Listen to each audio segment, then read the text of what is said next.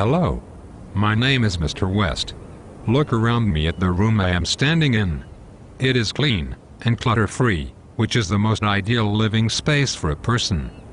However, compulsive hoarding is a way of life that inhibits the ability to live in a clean environment. Hoarders place sentimental value on objects that the average person might not think twice about and simply discard. A lot of the time hoarding is accompanied by mental health disorders, typically anxiety and or depression. While it is normal for people to get rid of things when they find they have no use, hoarders have an extremely hard time getting rid of their possessions. Most also will find comfort in their possessions and have a hard time leaving their home. Recently, I had read an article by Kevin IMM. IMM reported that in Levittown, Long Island, a woman who neighbors said never came out of her home was rescued from a garbage-filled house when she fell.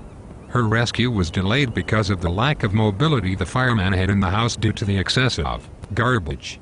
This is a clear example of how severe compulsive hoarding can be. Many hoarders do not realize how bad the problem is, because they see no problem with their behavior, and it is usually a family member that will point out the issue. It is not only current possessions that pose an issue.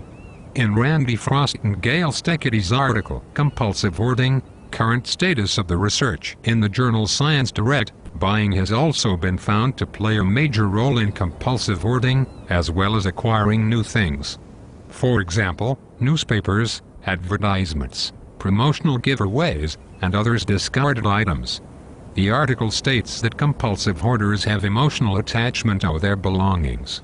There is a desire for control over possessions that reflects a wish to restrict others from touching, borrowing, or moving one's possessions. A lot of the time people confuse obsessive-compulsive disorder with compulsive hoarding. However, as Lucian, McNally, and Hooven researched in their article Cognitive Aspects of Non-Clinical Compulsive Hoarding, most hoarders lack insight into their problem, unlike people with obsessive-compulsive disorder. Many resist acknowledging that their hoarding is unreasonable and are reluctant to seeking treatment on their own.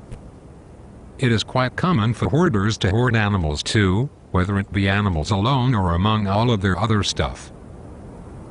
In Gary Patronik's article, Hoarding of Animals, it is noted that of animal hoarders studies, the majority were women. Also, it was typical for an accumulation of animal feces and urine to be found in the human living areas. In many cases of animal hoarding, dead animals are found among the clutter. There is even a show on TLC about hoarders.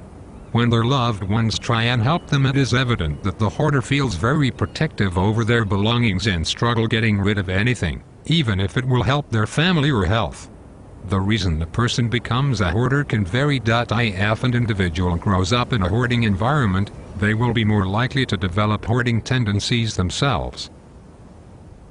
Steketty and Frost explained that compulsive hoarding can be a dangerous behavior if it is severe.